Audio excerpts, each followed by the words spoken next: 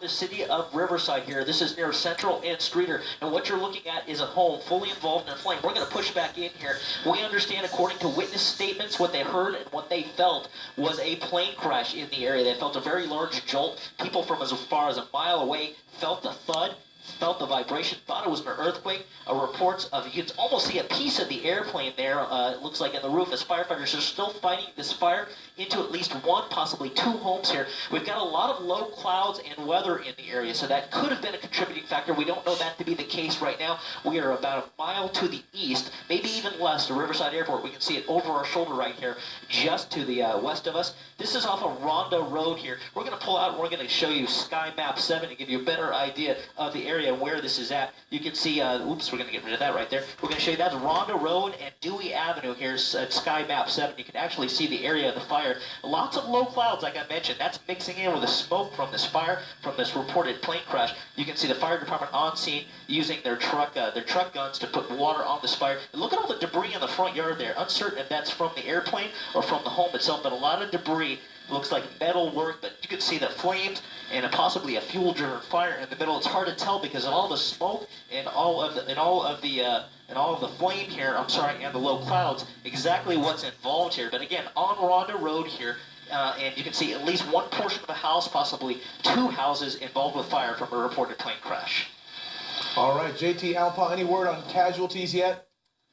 Yeah, Mark, nothing has come in yet on casualties here. We're still trying to figure out exactly. We're going to move a little bit to the south and to the east here to see what's involved as we get a little break in the weather here as the low clouds and fog moving through from the weather system that was in the area that Dallas told us about before. But you can see it almost appears like that might be a house just to the right or just to the south. You can see firefighters trying to make their way into that house to see if they can get anybody out of that house, if there's anybody trapped or injured in there, trying to make entry, trying to push through there. But a lot of debris. You can see they are taking a stretcher in here to try to maybe treat someone. It looks like they're in a hurry. There is exigent circumstances there. They're trying to get in, possibly rescue someone. So we're going to stay with a shot for a second, try to figure out what we got here. All right, they look like they are pulling someone here, Mark, out of the window here. They are pulling someone out of the, stay on that. That's fine, Rob. Just stay there for a second. Pulling someone out of a window or a door, getting them to the gurney.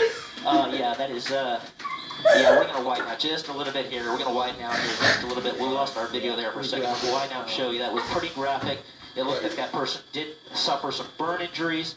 It did not look like they were conscious or responsive as the fire department is putting them on a gurney. It looks like they're already starting to administer CPR. Again, more of those clouds and low fog moving through this area here. We're going to try to get a better shot here if we can.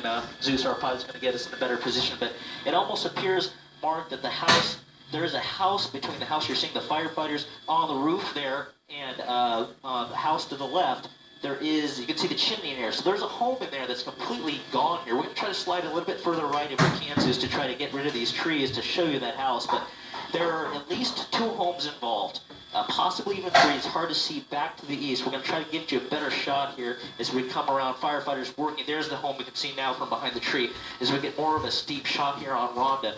That home completely involved with flame. So at least two homes that we can see here are involved in this plane crash and fully involved with flame and a complete loss here. They're trying to get water on it, trying to cool the fire down. We can hold right here if we can and protect those homes that are just to the right or just to the east. We'll pull out a little bit, Rob, and show to the right.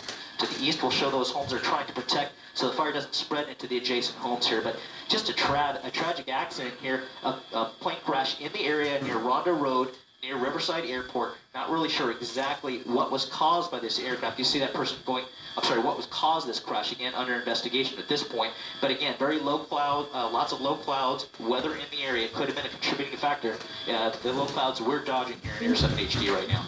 Okay, and we've seen at least one.